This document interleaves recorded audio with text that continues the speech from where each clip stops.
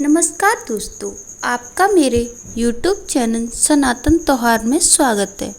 आज मैं आपको माता सबरी की कहानी सुनाने जा रही हूँ। अगर आपको यह कहानी पसंद आए तो कमेंट बॉक्स में कमेंट करके ज़रूर बताएं। साथ ही आप मेरे चैनल पर नए हैं तो प्लीज़ मेरे चैनल को सब्सक्राइब करें और बेल आइकन पर क्लिक ज़रूर करें, जिससे मेरी वीडियो के नोटिफिकेशन आपको मिलती रहे। अब सुनिए ये कहानी। बात भगवान राम के जन्म से पहले की है, जब भील आदिवासी कबीले के मुखिया अज के घर एक बेटी का जन्म हुआ। उसका नाम सबरी था और उसका दूसरा नाम शरमना रखा गया। सबरी की माँ इंदुमती उसे खूब प्यार करती थी। बचपन से ही सबरी पशु पक्षियों की भाषा समझकर उनसे बातें करती थी और सबरी की माँ उसे देखती थी तो कुछ समझ नहीं पाती थी।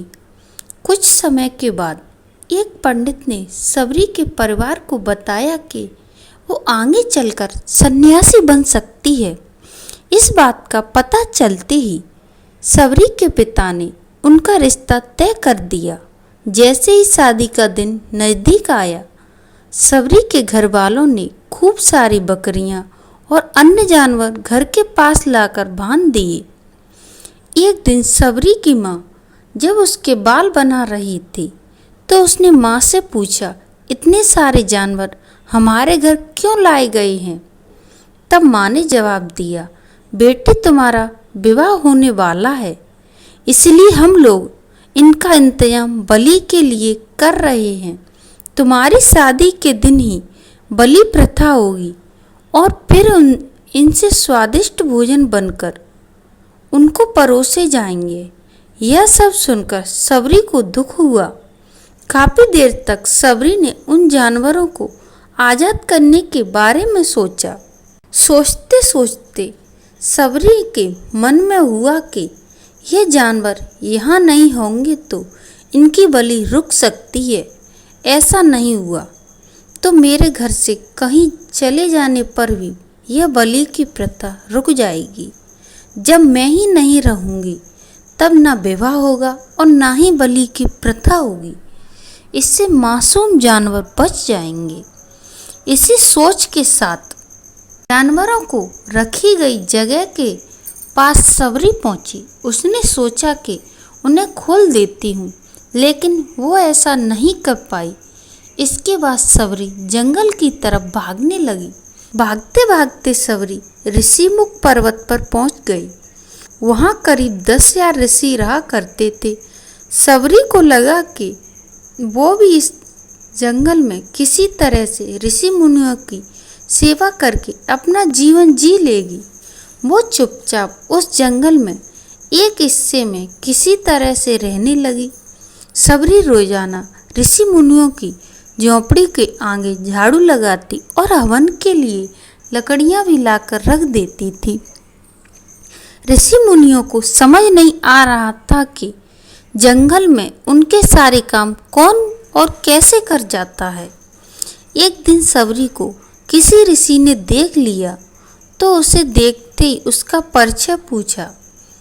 जैसे ही सबरी ने बताया कि वो भील आदिवासी परिवार से संबंध रखती है तो उसे ऋषियों ने खूब डांट लगाई। सबरी को इस बात का बिल्कुल भी पता नहीं था कि उसकी जाति छोटी है और उसे ऋषियों द्वारा जाति की वजह से अपमान सहना पड़ा है। इतना सब होने के बाद भी सबरी हर ऋषि मुनि के दरवाजे पर पहुंचती और उनके आंगन में झाड़ू लगाकर उनसे गुरु दीक्षा देने के लिए कहती। हर कोई सबरी को उसकी जाति की वजह से अपने आश्रम से भगा देता था। ऐसा होते होते काफ़ी समय बीत गया। इसके बाद भी सबरी मतंग ऋषि के कुटिया में पहुंची। वहां पहुंचकर मतंग ऋषि को सबरी ने बताया कि वो उनसे गुरु दीक्षा लेना चाहती है। उन्होंने खुशी खुशी उसे अपने गुरुकुल में रहने दिया और भगवान से जुड़ा ज्ञान देती रही।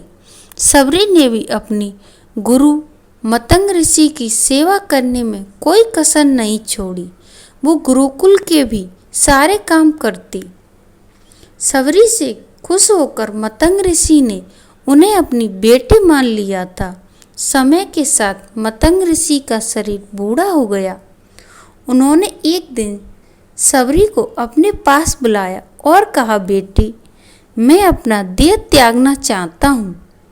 बहुत साल हो गए इस शरीर में रहते रहते। तो सबरी ने दुखी मन से कहा, आपके ही सहारे मैं इस जंगल में रह पा रही हूँ। आप ही भले चले जाएंगे तो मैं जीकर क्या करूँगी। आप अपने संग मुझे भी ले जाइए, मैं भी देह त्याग दूंगी। मतंग ऋषि ने जवाब दिया, बेटी, तुम चिंता करने की कोई ज़रूरत नहीं है। राम तुम्हारी चिंता करेंगे और ध्यान भी रखेंगे। सबरी ने राम का नाम सुनने के बाद पूछा, वे कौन है और हम उन्हें किस तरह से ढूंढेंगे। मतंग ऋषि ने बताया, राम कोई और नहीं, वह स्वयं भगवान है। वो तुम्हारे सारे अच्छे कर्मों के फल देंगे। तुम्हें उन्हें ढूंढने की कोई ज़रूरत नहीं है। वो एक दिन खुद तुम्हें खोजते हुए उस कुटिया पर आएंगे और तुम्हें उनके हाथों ही मोक्ष मिलेगा। तब तक तुम इसी आश्रम में रहो। इतना कहते ही मतंग ऋषि ने अपना शरीर त्याग दिया। सबरी के मन में मतंग ऋषि के जाने के बाद एक ही बात थी कि भगवान राम स्वयं उससे मिलने आएंगे। वो रोज भगवान राम से मिलने के लिए बाग से अच्छे अच्छे फूल लाकर पूरा आश्रम सजाती और भगवान के लिए बेर तोड़कर लाती। भगवान के लिए बेर चुनते हुए सबरी उन्हें चख लेती थी ताकि भगवान सिर्फ मीठे मीठे ही बेर खाएं। रोजाना सबरी इसी तरह से भगवान की दर्शन की आशा में फूल और बेर इकट्ठा करती थी। इसी तरह इंतजार में कई साल बीत गए। सबरी का शरीर एकदम वृद्ध हो गया। एक दिन आश्रम के पास के ही तालाब में सबरी पानी लेने गई। तभी पास के एक ऋषि ने उसे अछूत कहते हुए कहा और वहां से भागने के लिए कहा और एक पत्थर मार दिया।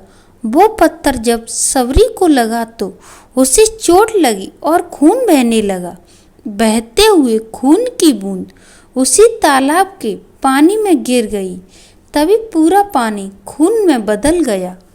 ये सब होता देखकर ऋषि ने सबरी को डांटा और कहा कि हे पापिन, तुम्हारी वजह से पूरा तालाब का पानी खराब हो गया। और रोज ऋषि उस पानी को साफ करने के लिए अपनी कई तरह की विद्याओं का इस्तेमाल करते। कई सारे जतन करने के बाद भी कुछ नहीं हुआ। फिर उन्होंने गंगा जैसी कई पवित्र नदियों का जल भी उस तालाब में डाला, फिर भी तालाब का पानी साफ नहीं हो पाया। कई साल तक तालाब के पानी को साफ करने की कोशिश के बाद भी कुछ काम नहीं हुआ। तो ऋषियों ने थक कर सब कुछ छोड़ दिया। इस घटना के कई साल बाद भगवान राम ने अपनी पत्नी सीता के हरण के बाद उन्हें ढूंढते हुए उसी तालाब के पास पहुँचे। ऋषि मुनियों ने उन्हें पहचान लिया। भगवान को वहाँ देखकर ऋषियों ने तालाब का पानी साफ करने के लिए भगवान को अपने पैर उसमें डालने के लिए कहा, लेकिन पानी जैसा का तैसा ही था। ऋषि मुनि ने भगवान से कई अन्य जतन करवाए, लेकिन वह पानी जैसा का तैसा ही रहा। तब भगवान ने ऋषियों से पानी के रक्त में बदलने की कहानी पूछी। तब ऋषियों ने सबरी को पत्थर मारने वाली सारी बात बता दी।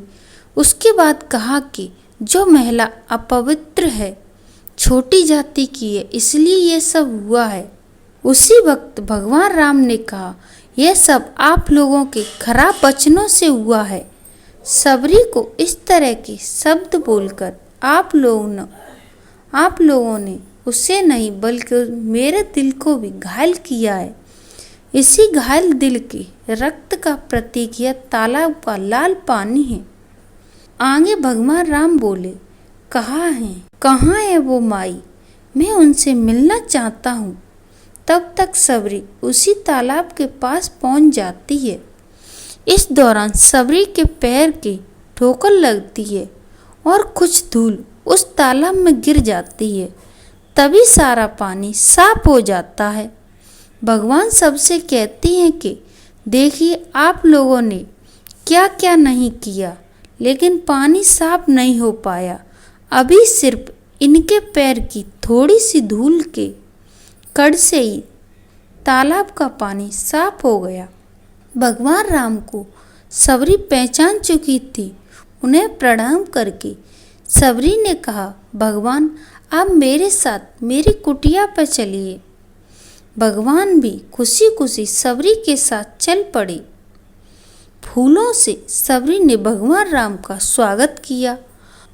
वो सीधे बेर तोड़ने के लिए बाग में गई और चक चक कर उनके लिए बेर लेकर आई। उन्हें बड़े प्यार से भगवान राम खाने लगे और उनके छोटे भैया लक्ष्मण बेर दिए। भगवान राम ने भी उन्होंने बड़े प्यार से भगवान राम और उनके छोटे भाई लक्ष्मण को बेर दिए। भगवान राम ने भी उतने ही प्यार से उन बेरों को खाना शुरू किया। तभी बेर देखकर मुंह बनाते हुए लक्ष्मण ने कहा, भैया ये बेर झूठे हैं, इन्हें आप कैसे खा सकती हैं? भगवान ने जवाब दिया, लक्ष्मण ये झूठे नहीं बल्कि बहुत मीठे हैं। सबरी माई ने हम सबके लिए ये बहुत प्यार से तोड़कर लाई हैं। इतना कहकर भगवान राम से उन बेरों के खाने लगे। भगवान ने जाते हुए सबरी माई से कहा, आप मुझसे जो मांगना चाहती हो वो मांग सकती हो। सबरी ने कहा, मतंग ऋषि के कहने पर मैं आज तक सिर्फ आपके दर्शन के लिए जी रही थी। अब आप मुझे मोक्ष प्रदान कीजिए, मैं अपना शरीर आपके सामने त्यागूंगी। उसी वक्त सबरी ने अपना शरीर त्याग दिया।